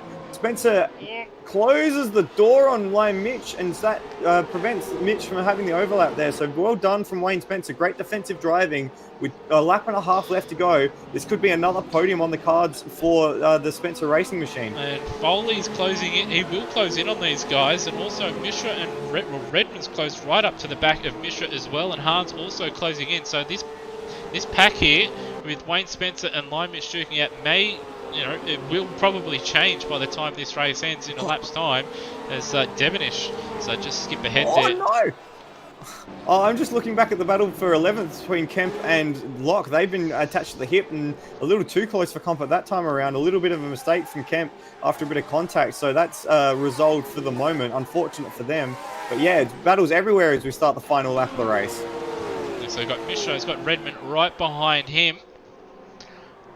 And Mishra going defensive into turn 1. Redmond going to try and set up a good exit. It's not going to be close enough into turn 3 though. Not quite there. A bit further up the field, Wayne Spencer still has Lime Mitch. The company! Very, very flamboyant driving style. He's very similar to Brenton Foley in that regard. And again, he's throwing it all out there. He's having a crack, but he's got no rear tyre left. He's trying to do all he can to close in and get by Spencer for that podium spot, but he is in that mean position. Fourth Mitch in fourth place. Might be better for himself if he finishes fifth, but if you go further ahead, out of the final corner, Luke Rosella will claim the feature race win over Will Devonish. Spirited battle between the two. South Australian taking the win in the end. Devonish in second, and Wayne Spencer will hold on. And Spencer Racing strike back with a 1-3 in race number 2. Lie Mitch / fourth Mitch finishes in fourth place once again. Brent Foley recovering nicely, it has to be said, Floody, to finish in fifth. And then Mishra in sixth, Redmond in seventh, Hans in eighth. He'll be a little bit unhappy with that result, but still good points nonetheless. Turmo in ninth place with Bolger in 10th. And the battle between Cracker, Lock and Cox all coming to a head as Bolger throws his car into the fence at the end. In fact, he didn't cross the line. Maybe he had a failure or something. I don't. Very odd there. Failure. Maybe he expected the. Cut to a replay. No, maybe he thought the start-finish line was earlier on at the start of the grid. Oh. But he was so unhappy with his race, he threw it away, and he actually lost out to Lachlan Lock, who gets a top 10 there for 237 Racing, with Bolger 11th and Cox in 12th place in the end. Cracker in 13th, Kemp in 14th, with Manuel Santino picking up 15th and the final point, with Rhodey there in 16th place. Brendan Ross having an absolute nightmare in 17th, with Avenger Ben, who had a spirited battle with Rhodey throughout that race, finishing in 18th. And Glenn Miles, our only retirement of the evening. Yeah, that battle at the tail end of the top 10 goes the way of Lachlan Lock. Unfortunate for Darren Kemp, they were, as I was making mention, attached to the hip for a lot of that race and got a little too attached with a side-to-side moment coming out of turn 4, which was enough to unsettle Kemp, and he went off to the side of the road and ended up finishing in 14th. But great battles throughout for the feature race. We had the battle for the lead between Devonish and Rosella, that third place train from Wayne Spencer all the way back to Brendan Foley, and then that battle just outside the top 10 for that group of cars there. It was a thrilling evening of racing, and we have the race second place getter currently in the booth with us. We're just waiting on everyone else to file their way in.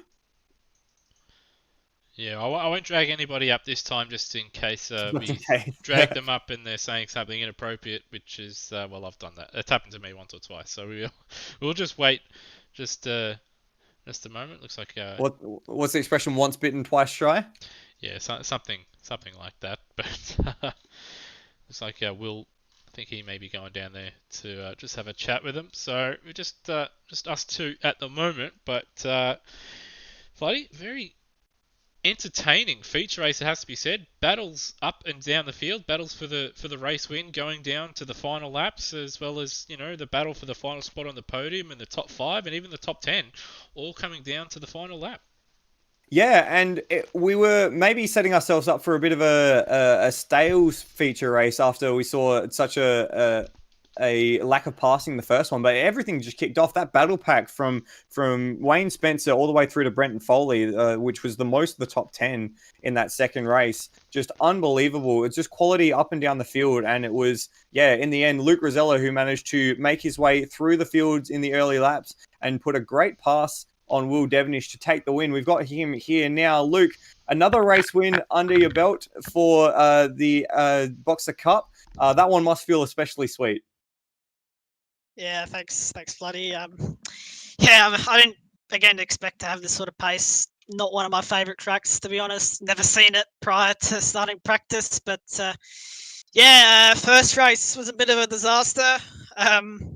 Because Brenton was doing a really good job keeping me behind him. Made a move on him eventually, but had a lag issue, and then mistake of my own, just lost it. So not too good on that part. And then second race was really good. Just like always, just concentrate on making my way through. Not letting Will sort of get away, which he actually did a bit. But once it was just me and him at the front, he at first he actually had really good pace, but I could see that he was using up a bit of his tyres. But yeah, he made a few mistakes, and then I was able to get by him, and yeah, had a bit of a gap to him, and ended up winning the race. I'm really happy with that. Yeah, that battle between the two of you where you ran side by side, almost out of the final corner, all the way through to the middle sector. Some of the best racing we've seen this series, but we say that every week. Just take us through your perspective of that. Yeah, for most of the battles, us two were probably running like really different lines. Sometimes he was taking a real attacking line. Another lap he was running a real defensive one. But yeah, I sort of took my time to work out where I could get the pass done, and yeah, sort of snuck through quite sneakily into the lead. And I think he made a bit of a mistake behind me, which caused a bit of a gap, which was nice. And yeah, just concentrated on getting the job done after that. Yeah, well, you get the job done in the feature race. That's your third consecutive feature race victory. No one else has actually had a chance yet so far this season. So getting the points when they matter, that must feel a very good, must be a very good feeling to know that when it comes to the big race, that you've got it in the bag, got the pace in the bag. Yeah, that's right.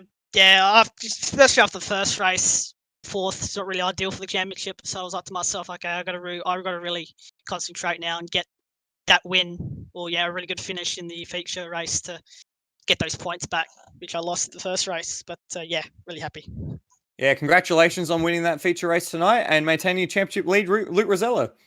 Thanks, mate. Second place for the feature race was Will Devonish. Will, a cracking run in the early laps to come through the field and a great battle between yourself and Luke. Just take us through the race from your perspective. Yeah, I had a pretty decent start off the line and managed to sort of turn one's been a bit of a specialty for me. So I've been able to make a few moves out of turn one.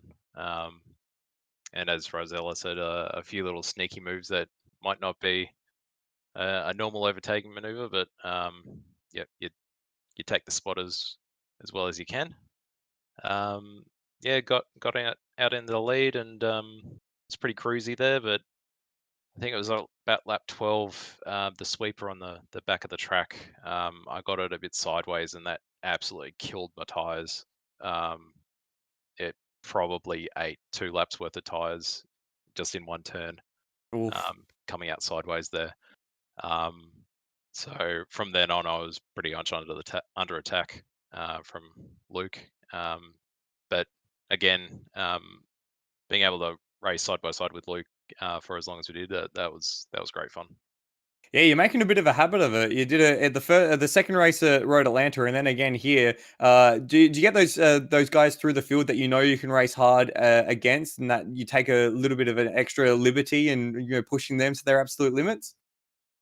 Yeah, like I still haven't had a lot of time with Luke, but watching him around other people and in the last few races, like he's an extremely fair driver, which I think in anyone's mind makes you want to be one up them in fairness. So yeah, I think that really brings out the sort of side by side action that we've been seeing. Yeah, and another podium for you. That's 2 rounds now that you've gone first or second in either race. So looking at the championship, maybe slip just a little bit further back because of the feature race tonight, but still in a very competitive position. Yeah, see what happens. Congratulations in second place in the feature race tonight, Will Devonish. Thank you. And third place tonight in the feature race is Wayne Spencer. Wayne, another race where you've managed to find your way to the pole position and held it through for a podium. Congratulations. Yeah, thanks. Yeah, the first race wasn't great for me. Caught up in a bit of incident and burnt tyres, and it was just a struggle from then on. And I'd lost a bit of confidence going into the second one, so I was a bit worried about that. But luckily, it started nicely and tyres felt good, so just kept it going. I knew when I saw Will and Luke behind me, I wasn't going to keep them. So, but I was really happy that I could hang on with them, and that sort of kept me in front of Lime, and we had a pretty good battle right through pretty well. Yeah, great defensive driving from you in that battle with Lion Mitch. You ended up having a bit of a train behind you forming for a little while there. Does that sort of get into your head when you're starting at the head of the feature race that you're going to be defending for a lot of the race? Is that something that bothers you? Yeah, it does bother me. But yeah, like I said, I got a bit of confidence going in that one. These cars, the tyres heat up pretty quickly, and once they do, it's really hard to get them down. So I was just trying to be smooth. I knew if I spun the wheels up, it was going to be difficult. I did see Lime spin a few times. He probably saw me a few times, but I managed to, at one point, they got a bit warm. I managed to get them to cool down again, and that sort of kept me in front. But yeah, the battle side by side I was a little bit nervous. Well, you did well. You managed to hold on to third position. Just a bit of a look to the team's championship. Being paired with Rosella as doing very good things for Spencer Racing. You're leading the team championship tonight. How important, how much emphasis are you placing on that championship, especially with Will and Brenton Foley taking a big chunk of points in the sprint race tonight? Yeah, well, I mean, that's what I'm probably going for is a team championship. I'm probably not quite fast enough I'm not fast enough to win it. So with Luke going as well, and if I can, lately, and it's not by trying, I've been finishing 8th, which is helping us get good points in the second race. So hopefully, we can keep that consistency going, and it'd be nice to win the team championship, that's for sure. Well, you're certainly on the way to doing it at the moment. Congratulations on another good podium performance tonight, Wayne Spencer. Good one for Team Spencer and Team South Australia. Yeah, I'll amen to that. Boo. So on that note, a very willing feature race tonight. Luke Rosella taking the spoils at the end and keeping his 100% streak of feature races going. Will Devonish unlucky not to gain a massive points back on Rosella, the championship leader, after winning the sprint race. But all in all, great evening of racing, Lewis. Yeah, some really good racing. First race, obviously, we didn't have, as close as racing for as long as what we would have hoped and what we've had throughout the season. But that second race, the feature race, certainly made up for it. Rosella and Devonish showing their championship credentials, I should say, in sort of both races. Rosella in the first race did have his obviously problems, but he showed pace wise that he's as quick as anybody. And then again in the second race, they fought it out. They fought their way through the field, got to the front, and they were separated by 0.3 of a second for a good 4 or 5 laps before eventually Rosella was able to sneak by Devonish for the win there. But you go back behind that, and it seems that the top 8 reverse or lucky dog, I guess we could you terms it. It seems to bring about some good racing where it's not just a complete chaos of a full reverse grid, but it gives guys that do have a little bit of a pace a chance to get on the podium. And Wayne, he's been really, really good so far this season at Long Beach. Sorry, not Wayne Beach. But at Long Beach, and here again tonight, he was able to do a really good job early on, get the good start, get the good run, in the first few laps, and set himself up for a good result. So, we've had some good racing there, and then behind him, he kept a really good and quick line Mitch, as well as Hans and Brenton Foley, who, unfortunately, in that spin that he had, sort of ruined his race, and WW and W Racing's sort of fight in the teams championship for this round going. But yeah, fantastic racing. And I can't wait for the next round, to be honest, because who knows what's going to happen, but all I know is there's going to be some really good racing. Yeah, I can absolutely echo that. Just a few more performances I wanted to mention before we move on to the next race. Ujit Mishra up to 6th place. A great round for him. Just a 9th and a 6th, starting from close to the rear of the grid. So fantastic for him to really start mixing it in that main battle pack. Hans, unfortunately, with an 8th place, so that breaks his streak of podiums. And Lachlan Locke, starting from the rear of the grid, coming up 9 spots to finish in the 10. I know you got a little bit of help with Bolger at the end, but still a great performance from someone relatively new to AMSOZ, and hopefully he kicks on and starts to be a bit more consistent. Yeah, great result from him. And hey, look, if you're after a certain result, whether it be a top 10, a podium, or a win, if someone, does something silly and costs it for him at the line, you take it however you can get Absolutely. it. So, well done to him, and no one can take it away from him unless, of course, he's done something that gets reported and, he gets a penalty or whatever, but I don't think that'll be the case. But, he's got it. He's got a top 10. Can't take it away from him. So, Absolutely. yeah, well done to Lachlan on that one. And hopefully he keeps that up for the next round, which is at Queensland Raceway, if I'm not mistaken. Yep, it is at Queensland Raceway, and good luck to the rear left tyre at that circuit, and good luck to the drivers. I am 100% glad I'm in the commentary box for that one, because that's going to be hell, and I can feel the understeer on the entry and the oversteer on the exit. It's going to be a tight one, and I reckon that may be the first round of the season where we're going to see people in the feature race maybe think about taking a pit stop at that place. Yeah, that's certainly got a lot of high load on that left rear tyre. We're starting with the feature race to start with as well, so it's going to be a bit of an unknown to know how long the tyre will last as we get into that first race. So the feature race first up, then the sprint race at Queensland Raceway. That'll be here on the Loose 89 channel in 2 weeks' time. Yep, it certainly will be, and of course we'll just bring up what is coming up at AMSOZ. We do have the supercars on Thursday night from Sydney Motorsport Park, the Sydney Super Night 200, albeit a bit of false advertising with that one. It won't be at night time; it'll be in the evening. And then next Tuesday night on both the supercars and the GT3 series, which will be happening next week on Tuesday, the 8th of September, the GT3 Sprint Series the Antara GT3 Sprint Series by AMSOZ, the Desert Twin Sprint from the Kingdom of Bahrain and the Bahrain International Circuit. Well, I can say RIP for anyone that's driving a Acura, that's for sure. So rest in peace, me and Mike Coulson. But we'll give it a crack.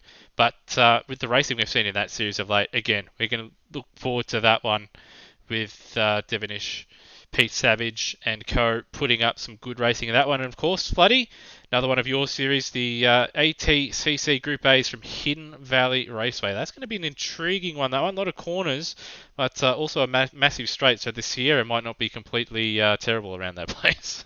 Yeah, we've seen a wide variety of cars be competitive in that series at different tracks, and so something with such a mixed bag as Hidden Valley could throw out some interesting results. So yeah, as we're getting to the pointy end in that series as well, that one's been an intriguing series to commentate on.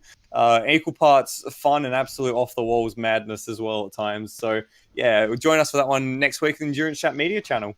Yep, so we hope you've enjoyed tonight's broadcast of the Antara Boxer Cup by Automobilista Australia. And obviously, of course, catch this channel in a couple weeks' time from myself, Lewis Wedding, and from Michael Zalavari.